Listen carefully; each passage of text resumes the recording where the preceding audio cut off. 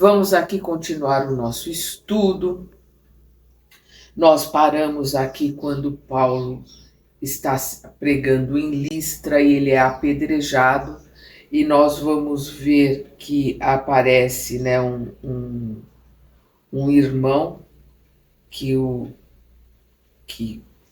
Gaio, né, que a mãe de Gaio tinha sido curada por Paulo, e aí Gaio quer ajudar Paulo, combina com Timóteo, que é uma criança, menino, que ele vai procurar, se Paulo estiver vivo, né, que ele vai procurar salvá-lo no apedrejamento. Aí nós vamos ver que ele, quando Paulo é apedrejado e quando ele cai, Gaio vai lá e coloca para todos: o bruxo morreu, o bruxo está morto, né? Então ele coloca aqui: levarei os despojos do bruxo, e ele leva para colocar no monturo, e aí ele fala para Timóteo levar água. Timóteo vai buscar num poço uma água, né? Ele traz no gorro dele uma água para Paulo, e ele, Gaio, vai chamar, né, Lloyd e Eunice para virem ajudar. Foi aí que nós paramos aqui, quando o apóstolo volta a si ali, né? Mais alguns minutos e o apóstolo voltava a si para examinar a situação. Timóteo o informou de tudo. Muito compungido, Paulo agradeceu a Deus, pois reconhecia que somente a misericórdia do Altíssimo poderia ter operado o milagre, por sequestrá-lo aos propósitos criminosos da turba inconsciente, né? Por ele ter sido salvo ali, por Deus ter preservado ali a sua vida. Decorridas 2 horas, 3 vultos silenciosos aproximaram-se. Muito aflito, Barnabé deixara o leito. Vamos lembrar que Barnabé estava doente, né? Estava com febre. Barnabé deixara o leito, não obstante o estado febril, para acompanhar Lloyd e Eunice, que, avisadas por Gaio, acorriam com os primeiros socorros. Todos rendiam graças a Jesus, enquanto Paulo tomava pequena dose de vinho reconfortador. Organização espiritual poderosa, apesar das sevícias físicas. Então aqui, organização espiritual poderosa, um espírito muito forte, né? Um espírito que estava ali para lutar, para trabalhar, para realizar aquilo que se propôs a realizar, apesar de todos os percalços. É isso que Emmanuel está colocando aqui. Falando de Paulo, organização espiritual poderosa, apesar das sevícias físicas, das crueldades realizadas ali no seu corpo, né, no seu físico, o tecelão de Tarso levantou-se e regressou à casa com os amigos, levemente amparado por Barnabé, que lhe oferecera o braço amigo. O resto da noite passou-se em conversação carinhosas. Os 2 emissários da Boa Nova temiam a agressão do povo às generosas senhoras que os haviam hospedado e socorrido, né? Lloyd e Eunice, né? Mãe e filha. Era preciso partir para evitar maiores incômodos e complicações. Em vão, a palavra de Lloyd se fez ouvir. Quer dizer, ela tentou ali fazer com que eles não fossem embora, com que eles ficassem, mas eles sabiam que as consequências para elas poderiam ser muito graves, então eles resolveram partir. Então, em vão, a palavra de Lloyd se fez ouvir, procurando dissuadir os pregoeiros do Cristo. Em vão, né? Debalde, Timóteo beijou as mãos de Paulo. Que lindo, né? O menino ali é completamente embevecido com as palavras, com os ensinamentos de Paulo de Tarso. E nós vamos ver que Paulo vai considerar Timóteo como um filho. Tem uma carta lindíssima, mano. A epístola, né, quer dizer, carta de Paulo a Timóteo, que é uma colocação muito bonita. E ele tratando Timóteo como filho. Então, debalde, em vão, Timóteo beijou as mãos de Paulo e lhe pediu que não partisse. Receosos de mais tristes consequências, depois de coordenarem as instruções necessárias a igreja nascente, né, aquela assembleia, aquela reunião que estava nascendo ali naquela cidade, né, de Listra. Transpuseram as portas da cidade ao amanhecer em direção a Derbe, que é outra cidade ali da Licônia, que ficava algo distante. E se nós formos ver no mapa, né, de Listra a Derbe, são 96 quilômetros. É uma distância grande para ser percorrida a pé, que eles vão fazer a pé. E nós vamos ver que Derbe vai ser a quinta cidade que eles vão, aí nessa viagem deles. Depois de penosa caminhada, né, 96 quilômetros caminhando ali, um que foi apedrejado, o outro que estava com febre, uma situação difícil, atingiram o novo setor de trabalho, no qual haveriam de estagiar mais de um ano. Então nós vamos ver que eles vão ficar em Derbe por volta de um ano. Então nós estamos aqui por volta de mais ou menos 48, eles vão ficar ali por volta de 40 até 49. Embora entregues ao trabalho manual com que ganhavam o pão da vida, os dois companheiros precisaram de 6 meses para restabelecer a saúde comprometida. Então eles precisaram os primeiros 6 meses ali só para restabelecer a saúde, só para poderem estar em condições. Então nesses 6 meses eles não pregaram, eles não fizeram nada do trabalho deles, eles cuidaram da saúde deles e trabalharam.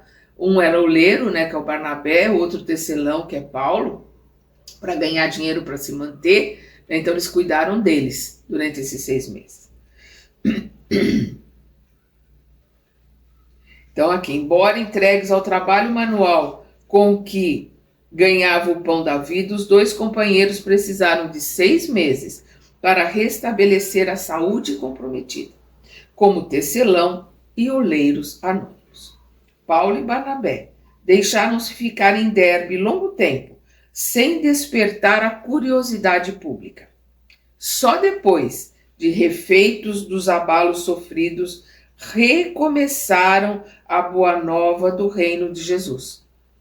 Visitando os arredores, provocaram grande interesse da gente simples pelo evangelho da redenção. Então nós vamos ver que eles vão ficar 6 meses cuidando da saúde deles, depois eles vão nos lugares mais pobres, eles vão nos arredores ali de Derbe, aonde eles conseguiram levantar das pessoas simples, das pessoas extremamente pobres, grande interesse pelo evangelho de redenção, do evangelho de Jesus. Pequenas comunidades cristãs foram fundadas em ambiente de muitas alegrias. Então eles fundaram mais de uma assembleia nessas cidadezinhas ali em volta de Derbe. Após muito tempo de labor, resolveram regressar. Então a gente sabe que eles ficaram um ano ali, então ficaram 6 meses pregando e resolveram regressar. Regressar para onde, né? Eles resolveram regressar para Antioquia, aquela assembleia, né? Aquela igreja tão querida, onde tinham vozes diretas, onde eles receberam ali bênçãos e orientação, né? Da espiritualidade maior para realizarem o trabalho de pregar para os gentios. Então, depois de muito tempo de labor, resolveram regressar ao núcleo original do seu esforço, vencendo etapas difíceis,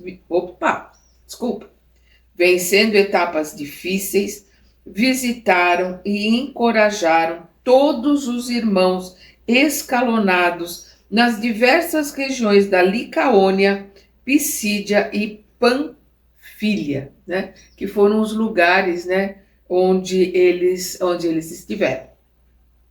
De Perge desceram a Atália, de onde embarcaram com destino a Seleucia e dali ganharam Antioquia. Então, se a gente for olhar no mapa, a gente vai ver que Perge, depois embaixo tem a ilha, né, de Chipre, que é ali onde Neapafos eles fundaram a primeira, mas ali de Perge eles foram, né, entraram na ilha, passaram pelo mar e foram para Seleucia, para depois de Seleucia poderem voltar para para Antioquia.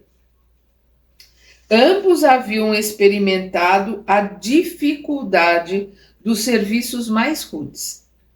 Muita vez se viram perplexos com os problemas intrincados da empresa, né, do objetivo que eles tiveram, né, eles viram, né, eles ficaram perplexos com os problemas intrincados daquele empreendimento que eles se puseram a fazer de ir pregar para os gentios, né? Em troca da dedicação fraternal, haviam recebido ofensas, açoites e acusações pérfidas. Contudo, não obstante o abatimento físico e as cicatrizes, irradiavam ondas invisíveis de intenso júbilo espiritual. Embora tudo que eles passaram, embora todos os sofrimentos, embora todas as cicatrizes, imagina, Paulo foi apedrejado até ser considerado morto. Ele devia estar todo marcado, né? Está com cicatrizes por todo o corpo. Mesmo assim, eles estavam irradiando ondas invisíveis de intenso júbilo espiritual. É que, entre os espinhos da estrada escabrosa, os dois companheiros desassombrados, né, destemidos, mantinham ereta a cruz divina. Mantinham de pé, né, a cruz divina e consoladora, né? A ideia da colocação, os ensinamentos do Evangelho, a boa nova do Cristo. Espalhando a mãos cheias as sementes benditas do Evangelho de redenção. Espalhando, né, com tudo que eles tinham, né, mão cheia, lotados de tudo aquilo que eles tinham, eles espalhavam a boa nova e os ensinamentos do Cristo. Aqui nós terminamos o capítulo 4, vamos começar o capítulo 5, lutas pelo Evangelho. O regresso de Paulo e Barnabé, assinalado em Antioquia com imenso regozijo, com imensa alegria. Então, o regresso de Paulo e Barnabé foi assinalado em Antioquia com imensa alegria. A comunidade fraternal admirou profundamente comovida o feito dos irmãos que haviam levado a regiões tão pobres e distantes as sementes divinas da verdade e do amor. Por muitas noites consecutivas, os recém-chegados apresentaram um relatório verbal de suas atividades, sem omitir um detalhe. Então, o Emmanuel deixa bem claro aqui, o relatório verbal, nada foi escrito. Então, aquilo que nós vamos ler no Atos dos Apóstolos, que foi escrito por Lucas, são os relatos que Lucas vai ter, né, para poder escrever o Ato dos Apóstolos, mas não com as minúcias que nós temos aqui. Então, nós vamos ver, né, em Ato dos Apóstolos, nós vamos ver de Ato capítulo 9. Capítulo 9 começa lá com a ida a chegada de Saulo em Jerusalém pela primeira vez. Aí depois nós vamos ver capítulo 11, ele visitando Jerusalém pela segunda vez. Depois capítulo 13 de Atos, ele saindo de Antioquia para começar a peregrinação dele, né? E depois Atos capítulo 15, nós vamos ver ele em Antioquia. Então, nós vamos ver que tudo que nós temos aqui, que o Emmanuel coloca, foram relatos verbais. Mas nós sabemos, o plano espiritual grava tudo. Né? Os orientais, os indianos, né? Indianos não. Indiano é quem nasce na Índia. Os hindus, né? Os que seguem a religião hindu, colocam como registros akáshicos, está tudo gravado. Todos os acontecimentos, todas as passagens, todos os sentimentos, todos os pensamentos, está tudo registrado. Então, Emmanuel recorre a esses registros para trazer os relatos que ele traz aqui tão com tantas minúcias, né? Com tantos pormenores. Então vamos voltar aqui. Então, por muitas noites consecutivas por muitas noites consecutivas, os recém-chegados apresentaram o relatório verbal de suas atividades sem omitir um detalhe. A igreja antioquiense vibrou de alegria e rendeu graças ao céu. Os 2 dedicados missionários haviam voltado em uma fase de grandes dificuldades para a instituição. A igreja de Antioquia estava ali dividida em grandes discussões. Ambos perceberam-nas, tanto Barnabé quanto Paulo perceberam esses problemas da igreja de Antioquia assim que eles chegaram. Então, ambos perceberam-nas contristados, quer dizer, muito tristes. As contendas de Jerusalém estendiam-se a toda a comunidade de Antioquia. As lutas da circuncisão estavam acesas. Vamos lembrar que a circuncisão para o judeu é a aliança com Deus. O incursiso, né, ou o incursidado, aquele que não passou pela circuncisão, é o gentil, é aquele que não tem essa aliança com Deus. Os próprios chefes mais eminentes estavam divididos pelas afirmativas dogmáticas. O que é um dogma? É algo que não pode ser discutido, é algo que é uma regra pétrea, né? Aquilo que não pode ser mudado, não pode ser discutido. Que no caso dos judeus é a circuncisão, que é essa aliança com Deus. No nosso caso, no Espiritismo, só tem um dogma, que é o da reencarnação. Ninguém pode se colocar, se dizer espírita, se não acreditar na reencarnação. Não tem sentido. Então, é o único dogma que tem, né, aquilo que não pode ser discutido dentro do Espiritismo é a reencarnação. Fora isso, não tem nenhuma outra colocação dogmática. Então, os chefes estavam divididos nas afirmativas dogmáticas, né, que não podem ser discutidas do judaísmo.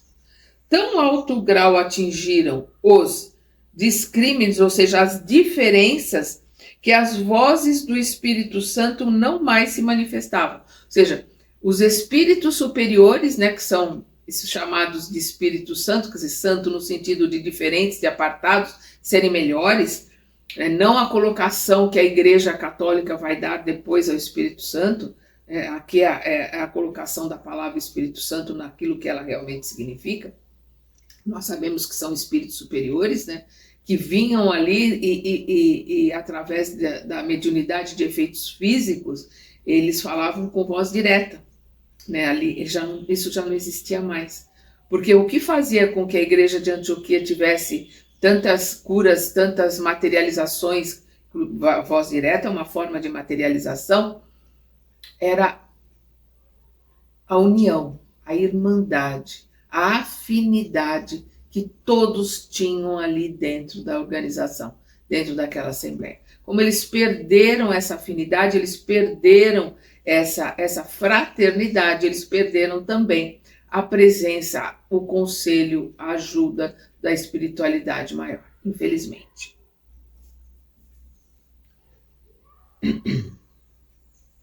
Manaém, que é um dos trabalhadores de Antioquia, a gente vai ouvir falar dele nos Atos dos Apóstolos. Manaém, não sei se é assim que se pronuncia, gente, né? Manaém, cujos esforços na igreja eram indispensáveis, mantinha-se à distância, em vista das discussões estéreis e venenosas. Os irmãos achavam-se extremamente confusos. Uns eram partidários da circuncisão obrigatória, outros se batiam pela independência irrestrita do Evangelho. Eminentemente preocupado, o pregador tarsense, né, Paulo, observou as polêmicas furiosas a respeito de alimentos puros e impuros, porque o judeu tem alimentação kosher, né, que é uma alimentação ela é preparada de uma forma diferenciada, né? Ela é preparada, os animais são mortos sem dor, de uma forma rápida, Não é permitido que fique com o sangue tem que ser todo escorrido, esse sangue tem que ser enterrado. Não se mistura leite com carne, não se mistura legumes com carne, os utensílios que se usa para carne não pode se utilizar para as outras coisas. Tem uma série de regras. Então, a alimentação pura e impura, que até hoje o judeu se alimenta da comida kosher, né? Em Israel, não tem coisa mais, todo lugar é tudo kosher. Muitas das coisas que são exportadas, né, daqui do Brasil, principalmente aqui em Santa Catarina, né, eu estou em Florianópolis, para Israel, através do cuidado da assistência de rabinos, para que ela chegue lá com esse selo kosher. Aqui no Brasil, nas grandes cidades, tem. Os judeus não têm. Em São Paulo, por exemplo, tem uma colônia judaica grande, vários mercados, vários lugares, você vai ver comida kosher. Em outros lugares é mais difícil de ter. Então, ele está falando aqui, o Paulo observou as polêmicas furiosas a respeito de alimentos puros e impuros, que é uma colocação judaica. Tentando estabelecer a harmonia geral a respeito dos ensinamentos do Divino Mestre, Paulo tomava inutilmente a palavra. Olha a colocação que Emmanuel deixa claro aqui. Paulo tomava inutilmente a palavra, explicando que o evangelho era livre e que a circuncisão era tão somente uma característica convencional da intolerância judaica. Não obstante sua autoridade inconteste, a autoridade de Paulo não podia ser contestada. Não obstante isso, ou seja, apesar disso, apesar da sua autoridade ser incontestada, não obstante sua autoridade inconteste, que se aureolava de prestígio, ele tinha ali, né, tinha um prestígio muito grande, se aureolava de prestígio perante a comunidade inteira, em vista dos grandes valores espirituais conquistados na missão, os valores que estavam emanando dele, porque ele conquistou nessa missão que ele teve quando ele saiu de Antioquia e foi pregar para os gentios, passou por tudo que ele passou. Ele voltou, digamos assim, sublimado. Ele voltou mais, assim, espiritualmente mais elevado. Então, o que ele está colocando aqui, em vista dos grandes valores espirituais conquistados na missão, os desentendimentos persistiam. Alguns elementos chegados de Jerusalém complicaram ainda mais a situação. Os menos rigorosos falavam da autoridade absoluta dos apóstolos galileus, ou seja, quem tinha autoridade eram os apóstolos galileus. Quem era? Pedro, né? Simão foi chamado de Pedro. Tiago, menor, que estava ligado ao farisaísmo, né? Tinha Filipe, tinha João, que é chamado de evangelista. Então, todos aqueles que conheceram estiveram com Jesus. Eles tinham, né, a autoridade para falar de Jesus. Ou seja, colocando que Paulo e Barnabé, que não conheceram Jesus, não tinham essa autoridade. É isso que está aqui nas entrelinhas. Então, os menos rigorosos falavam da autoridade absoluta dos apóstolos galileus. Comentava-se, né, disfarçadamente que a palavra de Paulo e Barnabé, por muito inspirada que fosse nas lições do Evangelho, não eram bastantemente autorizada para falar em nome de Jesus. Embora toda o cabedal, por mais inspirada, por mais conhecimento que tivesse Paulo e Barnabé, eles não eram autorizados a falar em nome de Jesus. Olha onde a coisa chegou lá em Antioquia. A igreja de Antioquia oscilava numa posição de imensa perplexidade. Perdera o sentido de unidade que a caracterizava dos primórdios. Aquela união, aquela irmandade, aquilo tudo foi perdido. Cada qual doutrinava do ponto de vista pessoal. E aí é que a coisa pega. Os achismos, que infelizmente é o que acontece muito dentro do centro espírita. quando a gente vai assistir uma palestra, a gente tem que ficar muito atento à bibliografia que o palestrante usa. Por quê? Porque se ele estiver respaldado, isto aqui está no livro tal, isto aqui está no livro tal, nós estamos tendo uma palestra instrutiva. Se ele estiver no achismo, mesmo que ele coloque, a gente tem que... Isto aqui eu penso, na maioria das vezes não coloco. Quando eu vou... Dificilmente eu coloco alguma coisa que é meu pensamento. Eu penso, eu acho. É raríssimo eu cometer essas besteiras, essas bobagens.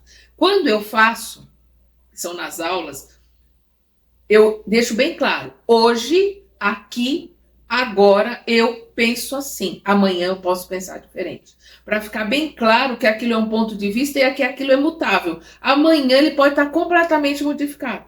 Mas tem palestrante que não coloca. Ele vai pondo os achismos dele. Porque é assim, porque é assado, porque ele acha. Ele não está respaldado pela obra, principalmente pela obra de Kardec, que é o alicerce, né? Que é o ponto principal do alicerce da doutrina espírita. É onde a gente tem que buscar os conceitos principais, os conceitos que fundamentam a doutrina, está na revelação que os espíritos deram a Kardec. Não é pensamento do Kardec. Ele recebeu essa instrução dos espíritos, da pleiade de espíritos que trabalham para Jesus. É completamente diferente. Então, o que nós estamos vendo aqui, quando ele coloca que Paulo e Barnabé, aos olhos deles, não tinham essa autoridade para falar em nome de Jesus, porque eles não foram, né, discípulos de Jesus, não conheceram Jesus. Então, a igreja de Antioquia oscilava numa posição de imensa perplexidade, perder o sentido de unidade que a caracterizava dos primórdios. Cada qual doutrinava do ponto de vista pessoal. E isto aí é que é o problema. Os gentios eram tratados com zombarias. Olha a que ponto chegou, né? Os gentios eram tratados com zombaria. Organizavam-se movimentos a favor da circuncisão, ou seja, estavam ali voltados cada vez mais ao judaísmo, né? E não ao o que nós temos, que é judaico-cristã. Jesus era judeu, então todo o entendimento é dentro do judaísmo, sim, porque é a única religião monoteísta que existia, por isso que Jesus veio entre os judeus, mas as colocações de Jesus são mais abertas, são a todos. Jesus coloca que a palavra dele deveria ser ouvida no Oriente e no Ocidente. Era para todos, e por isso que também Paulo é chamado de apóstolo dos gentios, porque ele que foi, né, pregar, ele que foi ensinar aqueles que não eram judeus.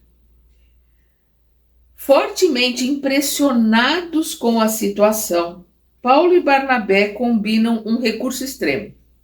Deliberam convidar Simão Pedro para uma visita pessoal à instituição de Antioquia. Conhecendo-lhe o espírito liberto de preconceitos religiosos, os dois companheiros endereçam-lhe longa missiva, né, uma longa carta, explicando que os trabalhos do evangelho precisavam dos seus bons ofícios, insistindo pela sua atuação prestigiosa, né, pela sua atuação poderosa. O portador entregou a carta cuidadosamente. É interessante porque, lendo Atos dos Apóstolos, lá eles colocam que Paulo e Barnabé foram chamar Pedro.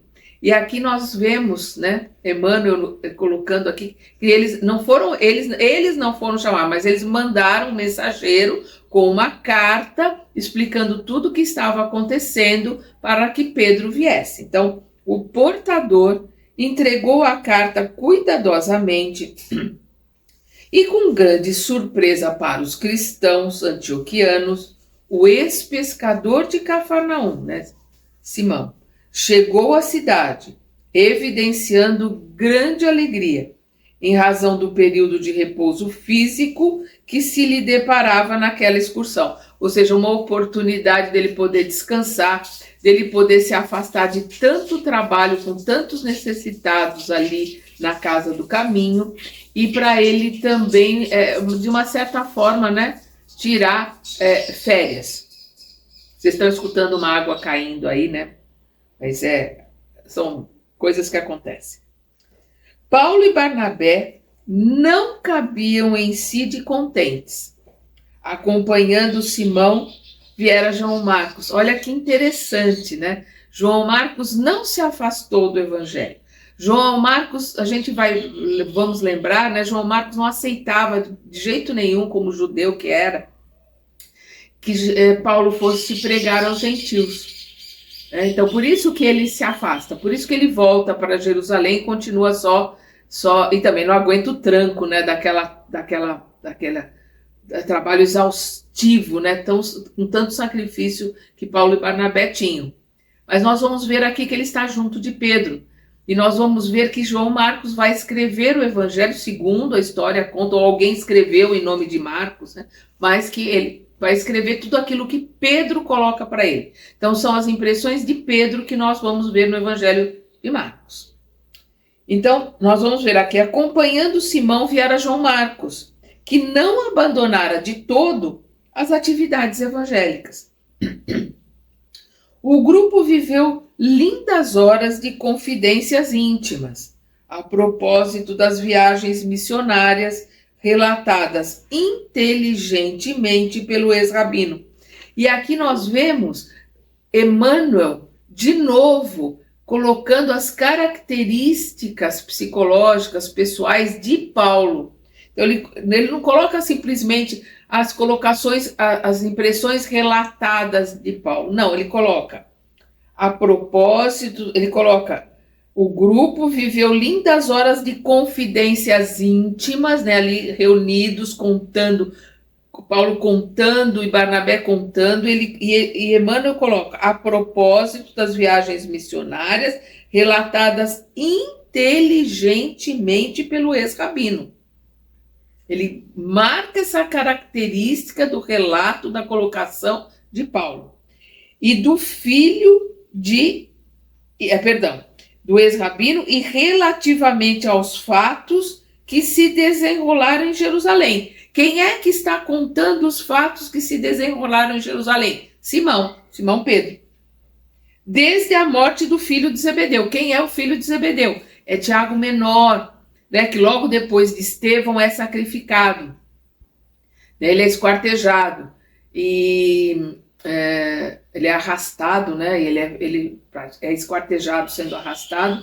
E é o Tiago maior, que era irmão, filho de Zebedeu, né? Zebedeu e Salomé são pais de Tiago maior e João, que depois é chamado João Evangelista. Então aqui Pedro conta para eles como é que foi o que aconteceu ali com Tiago maior. Então aqui, e relativamente aos fatos que se desenrolaram em Jerusalém desde a morte do filho de Zebedeu, contados por Simão Pedro com singular colorido. Depois de bem informado da situação religiosa em Antioquia, o ex-pescador acrescentava, né? Simão acrescentava, em Jerusalém, nossas lutas são as mesmas. Então ele está colocando aqui, o problema que vocês estão sentindo aqui, nós sentimos lá em Jerusalém. E a gente vai ver que quando Barnabé e Paulo de Tarso vão levar dinheiro para Jerusalém, para a casa do caminho, eles já percebem, Paulo já se assusta com o farisaísmo de Tiago menor, com a casa do caminho ter virado praticamente uma sinagoga, né, os gentios afastados, né, Pedro atendendo os sofredores e os doentes ali separados da onde se realizavam as reuniões, os ensinamentos do evangelho, e que só os circuncidados é que podiam entrar ali onde tinha os ensinamentos do evangelho. Paulo já se assusta com isso naquela época que nós estamos vendo aí, que pelo menos são os 2 anos, porque ele ficou 1 ano praticamente ali em Derbe, né, mais o tempo das outras foram ali 2, 3 anos, né, mais ou menos, antes dessa reunião que eles estão tendo aqui agora, mais ou menos 49, 50, né? Então, Pedro coloca, em Jerusalém nossas lutas são as mesmas. De um lado, a igreja cheia de necessitados todos os dias. De outro, as perseguições sem tréguas, né? As sinagogas, os judeus perseguindo ali os cristãos. No centro de todas as atividades permanece Tiago, né? Tiago menor, com as mais ríspidas exigências. Por que ríspidas exigências? Com as colocações farisaicas, com as colocações dogmáticas do judaísmo. Aí Simão falando, às vezes sou tentado a lutar para restabelecer a liberdade dos princípios do mestre. Mas como proceder? Aí ele está ali, né? Que ele se sente tentado a discutir com Tiago menor, a voltar à simplicidade, a colocar a simplicidade e as colocações libertárias do Mestre Jesus. Mas como proceder? Aí Simão continua, que isso aqui é muito interessante para a gente entender a posição de Pedro. E Pedro fica muito encurralado. Olha como ele coloca. Quando a tempestade religiosa ameaça destruir o patrimônio que conseguimos oferecer aos aflitos do mundo, o farisaísmo esbarra na observância rigorosa do companheiro e é obrigado a paralisar a ação criminosa. O que ele está dizendo aqui?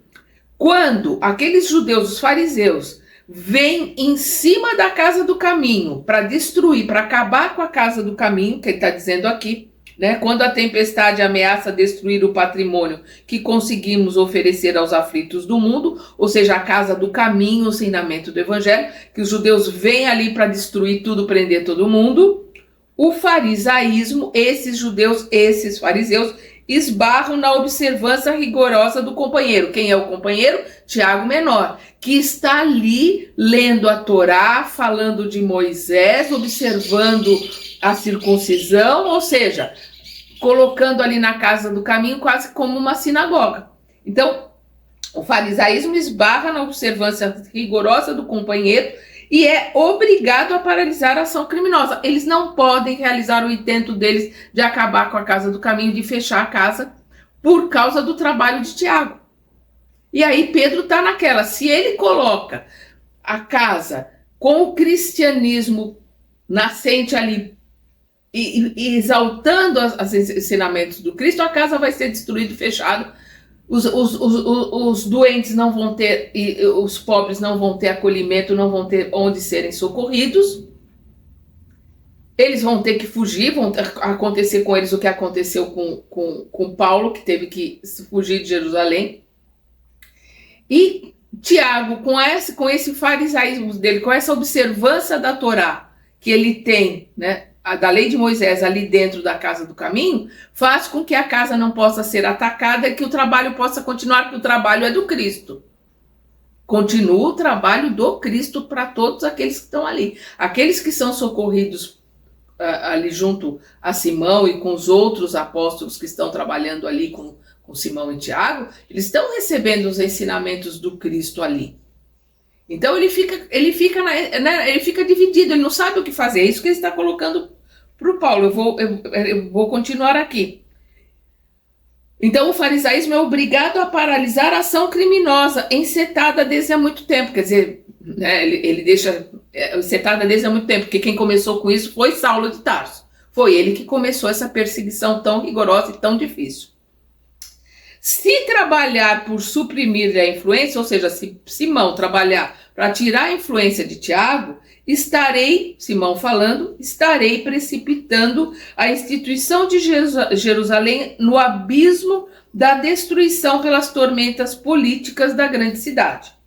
E o programa do Cristo? E os necessitados? Seria justo prejudicarmos os mais desfavorecidos por causa de um ponto de vista pessoal? Ou seja, por causa do ponto de vista pessoal do Tiago, junto à colocação que ele tinha fervorosa ao judaísmo, isso seria motivo suficiente para ele terminar com a casa do caminho, para que ele se deixa todo aquele trabalho realizado ali ser prejudicado. Simão Pedro está realmente ali numa situação complicada. E ante a atenção profunda de Paulo e Barnabé, o bondoso companheiro continuava, né? Simão continua aqui. Sabemos que Jesus não deixou uma solução direta ao problema dos incircuncisos, né? Aqueles que não são circuncidados, mas ensinou que não será pela carne que atingiremos o reino, com R maiúsculo, quer dizer, não é pela carne, não é pelo corpo, porque a circuncisão para o judeu é esse laço, essa prova do laço do comprometimento com Deus. Mas ele coloca aqui, né, Jesus, apesar de judeu, e apesar de colocar que ele não veio destruir a lei, não veio derrogar a lei, lei com L maiúsculo, ou seja, a Torá, ele coloca que ensinou que não será pela carne que atingiremos o reino, e sim pelo raciocínio e pelo coração. É pelo entendimento, pelo coração, como Kardec coloca no Evangelho segundo o Espiritismo, a fé raciocinada. É por esse estudo, por esse raciocínio, por essa razão lógica, o entendimento, o conhecimento, é que nós podemos entender, aprender, apreender, guardar conosco e colocar em prática os ensinamentos do Cristo, porque aí sim é que vai fazer a diferença, é colocando em prática. Simão continua. Conhecendo, porém, a atuação do Evangelho na alma popular, o farisaísmo autoritário não nos perde de vista, e tudo em vida, quer dizer, tudo emprega por exterminar a árvore do Evangelho que vem desabrochando entre os simples e pacíficos. Então ele está falando aqui, o farisaísmo autoritário, os judeus autoritários ali da sinagoga, estão fazendo de tudo, empregando todas as armas, tudo que eles podem, para exterminar a árvore do evangelho que vem desabrochando entre os simples e pacíficos. Nós vamos ver essa colocação de que esse movimento dos ensinamentos do Cristo foi chamado de a árvore do evangelho. E nós vamos ver Humberto de Campos, né, o irmão X, colocando lá no livro A Boa Nova e colocando no livro o Evangelho, o livro Brasil, Coração do Mundo, ele colocando essa questão da árvore do Evangelho, que foi transferida de Jerusalém, né, foi transferida daquela região ali da Palestina para o Brasil. É muito interessante essa colocação, quem não leu, leia. Né, Humberto de Campos, psicografado pelo Chico, né, no livro Vem Irmão X, sobre a questão os primeiros, aqueles que começaram a difundir os ensinamentos do Cristo, serem colocados como esta árvore, né, a árvore do Evangelho. O Simão continua. É indispensável, pois, todo o cuidado de nossa parte, a fim de não causarmos prejuízos de qualquer natureza à planta divina. Então é uma árvore que ali ainda estava começando, ali era uma planta que estava começando a se desenvolver. E Simão está com todo esse cuidado para que essa planta não seja destruída. Essa árvore não seja destruída antes que ela possa dar os seus melhores frutos. Os companheiros faziam largos gestos de aprovação.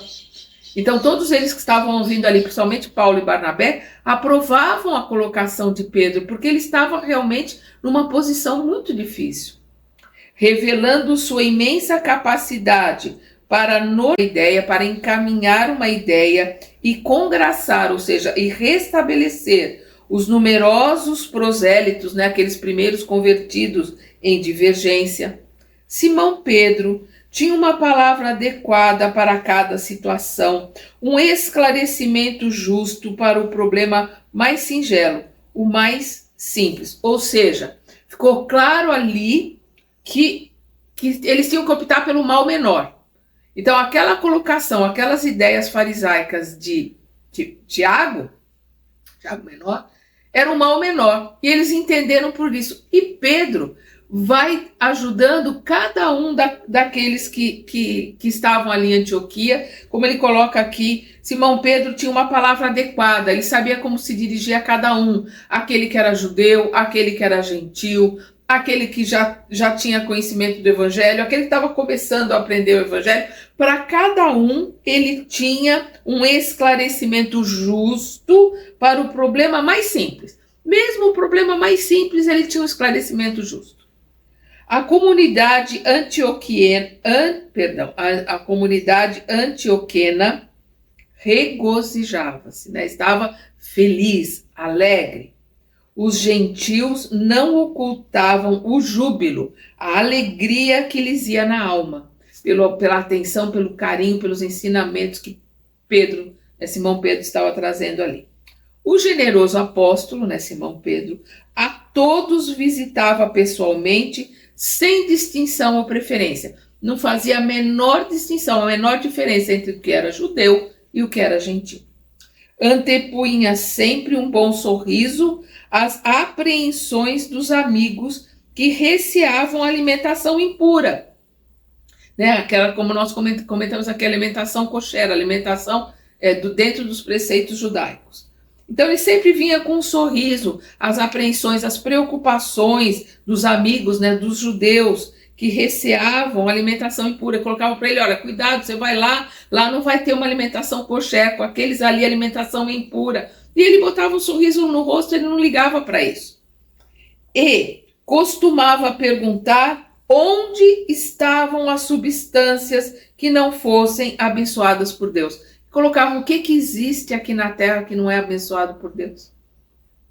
Então, não se preocupa com essa questão do que é puro, do que é impuro, como o que é kosher,